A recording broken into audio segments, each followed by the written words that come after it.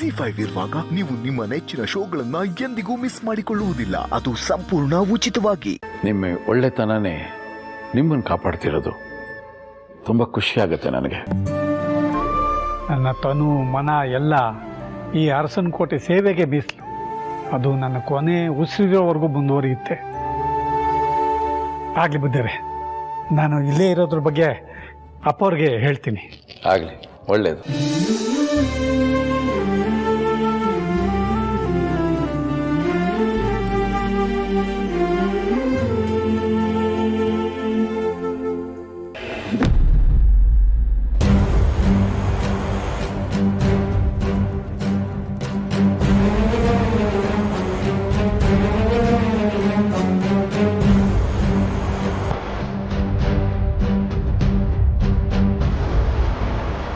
ಅಮ್ಮ,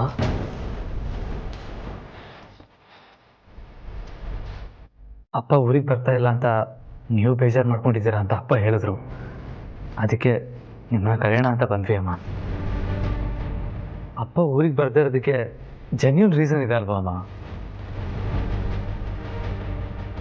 ಜಾನಿ ಮಾಡೋ ಎಲ್ಲ ಕೆಲಸಗಳನ್ನೂ ಅವರೇ ನೋಡ್ಕೊಳ್ಬೇಕಾಗಿದೆ.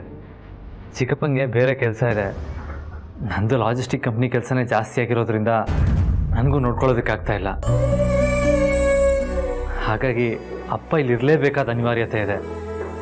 ಒಂದೆರಡು ದಿನ ಅಲ್ವಾ ಅಮ್ಮ, ಹೋಗಿ ಬಂದ್ಬಿಡೋಣ.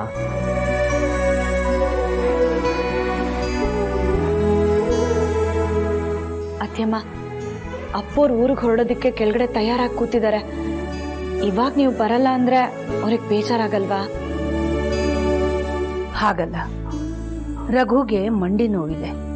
ಅವ್ರ ಆರೋಗ್ಯ ತುಂಬ ಸೂಕ್ಷ್ಮ. ಅವರೊಬ್ಬರನ್ನೇ ಇಲ್ಲಿ ಬಿಟ್ಟು ನನಗಲ್ಲಿಗೆ ಬರೋಕ್ಕೆ ಮನಸ್ಸಾಗಲಿಲ್ಲ. ಅದಕ್ಕೆ ಹಾಗಂದೆ. ನಾನು ಇಲ್ಲೇ ಉಳ್ಕೊಂಡ್ಬಿಡ್ತೀನಿ. ನೀವೆಲ್ಲ ಹೋಗಿ ಬರ್ಬೋದಾ? ಇದೇನು ನಿರ್ಧಾರ ಅನ್ನೋದಾದರೆ ನಾನು ಊರಿಗೆ ಹೋಗಲ್ಲ ಅಮ್ಮ, ಇಲ್ಲೇ ಇದ್ಬಿಡ್ತೀನಿ. ನಿಮ್ಮೆಲ್ಲರನ್ನು ಬಿಟ್ಟು ನಾನು ಒಬ್ಳೆ ಹೇಗೆ ಹೋಗ್ಲಿ? ನಾನು ಹೋಗಲ್ಲ. ಹೀಗನ್ಬಿಟ್ರೆ ಹೇಗಮ್ಮ?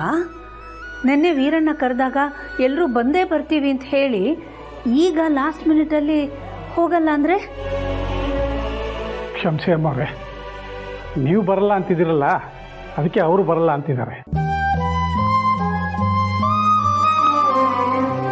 ನೀವು ಬರ್ತೀನಿ ಅಂತ ಹ್ಞೂ ಅನ್ನಿ ಸಾಕು, ಅವ್ರು ಖಂಡಿತ ಬರ್ತಾರೆ. ಅಪ್ಪವ್ರ ಬಗ್ಗೆ ನೀವು ಯೋಚನೆ ಮಾಡಬೇಡಿ. ನಾನು ಇಲ್ಲಿ ಇರ್ತೀನಲ್ಲ, ನೋಡ್ಕೊತೀನಿ. ಹಾಗಾದರೆ ನೀನು ಹಬ್ಬಕ್ಕೆ ವೀರಣ್ಣನ ಊರಿಗೆ ಬರಲ್ವಾ ಹನುಮಂತು? ಇಲ್ಲ ಅಮ್ಮವ್ರೆ, ಈಗ ತಾನೇ ವೀರಪ್ಪನವ್ರ ಹತ್ರ ನಾನು ಊರಿಗೆ ಬರಲ್ಲ, ಇಲ್ಲಿ ಅಪ್ಪವ್ರು ಒಬ್ಬರೇ ಇರ್ತಾರೆ, ನೋಡ್ಕೊಳ್ಳೋಕೆ ಇಲ್ಲೇ ಇರ್ತೀನಿ ಅಂತ ಹೇಳಿ ಬಂದಿದ್ದೀನಿ.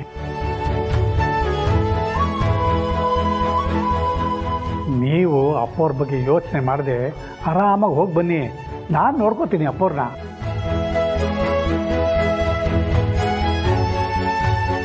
ಅಮ್ಮ ಪ್ಲೀಸ್ ಬನ್ನಿ ಅಮ್ಮ, ಹೋಗಿ ಬರೋಣ. ಅತ್ಯಮ್ಮ ಬನ್ನಿ ಅತ್ಯಮ್ಮ.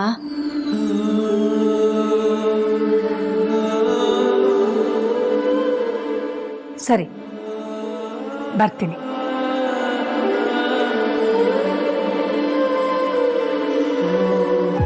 ಹನುಮಂತು, ಯಾವ ಕಾರಣಕ್ಕೂ ರಘುನ ಬಿಟ್ಟು ಎಲ್ಲಿಗೂ ಹೋಗಬಾರ್ದು. ಯಾವಾಗಲೂ ಅವ್ರ ಜೊತೆನಲ್ಲೇ ಇರಬೇಕು. ಅವ್ರ ಊಟ ತಿಂಡಿ, ಅವ್ರ ಮಾತ್ರೆ ಎಲ್ಲ ಸಮಯಕ್ಕೆ ಸರಿಯಾಗಿ ಆಗ್ತಾ ಇರಬೇಕು. ಓಕೆನಾ? ಕೇರ್ ತಗೋ. ಆಯ್ತು ಅಮ್ಮವ್ರೆ.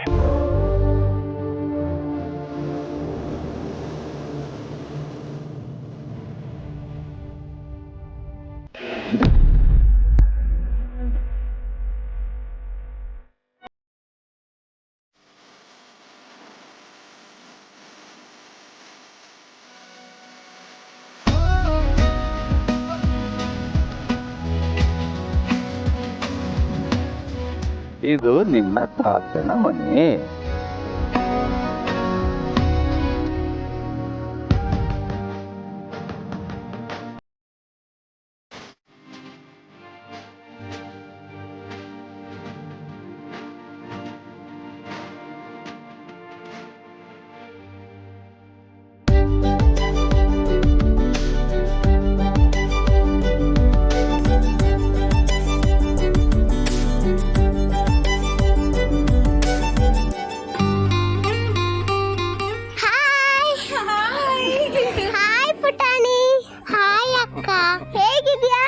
ಚೆನ್ನಾಗಿದ್ದೀನಿ.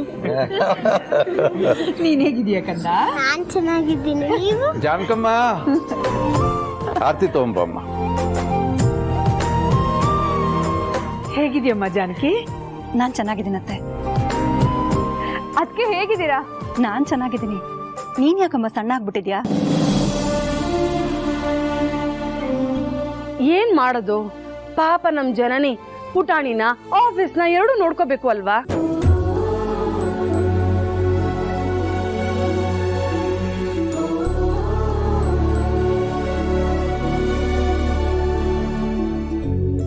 ಜಾನಕಮ್ಮ, ಮನೆಗೆ ಬಂದಿರೋ ಪುಟಾಣಿಗೆ ಆರತಿ ಮಾಡೋ ಬದಲು ನನ್ನ ತಂಗಿಗೆ ಮೊದಲು ಆರತಿ ಮಾಡು.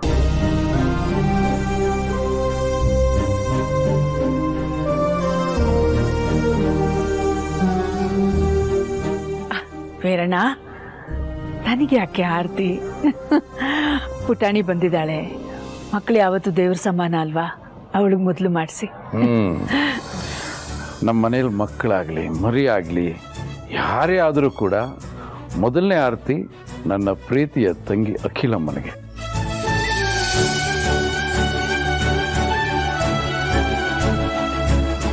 ವೀರಣ್ಣ, ನೀವು ನನ್ನ ಮೇಲೆ ಇಟ್ಟಿರೋ ಪ್ರೀತಿಗೆ ನಾನು ಜನ್ಮಾಂತರಗಳಲ್ಲೂ ಚಿರಋಣಿಯಾಗಿರ್ತೀನಿ. ನನಗೆ ಮಾತ್ರ ಆರತಿ ಮಾಡೋದು ಬೇಡ, ಪುಟಾಣಿನ ನಾನು ಎತ್ಕೋತೀನಿ, ಇಬ್ರಿಗೂ ಸೇರಿಸಿ ಆರತಿ ಮಾಡಿ. ಆಗ್ಬೋದು ತಾಯಿ, ತಂಗಿ ಆಸೆಗೆ ನಾನು ಯಾಕೆ ಬೇಡ ಅಂತ ಹೇಳಿ.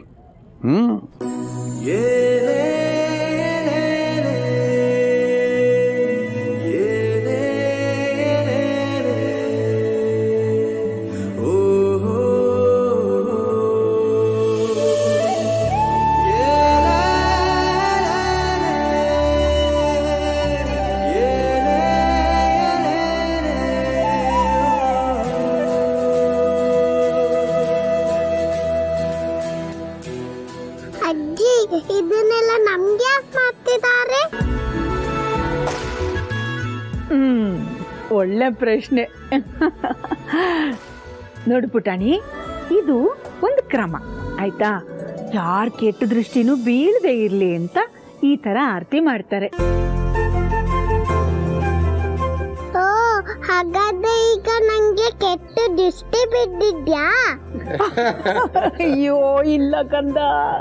ಏನೇ ದೃಷ್ಟಿ ಬಿದ್ರು ಅದು ನಮ್ಮ ದೃಷ್ಟಿನೇ ಆಗಿರುತ್ತೆ.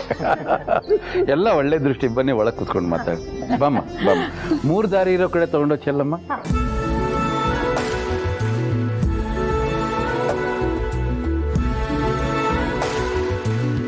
ZEE5 ಆಪ್ ಡೌನ್ಲೋಡ್ ಮಾಡಿ ಎಲ್ಲಾ ಸಂಚಿಕೆಗಳನ್ನು ಸಂಪೂರ್ಣ ಉಚಿತವಾಗಿ ನೋಡಿ.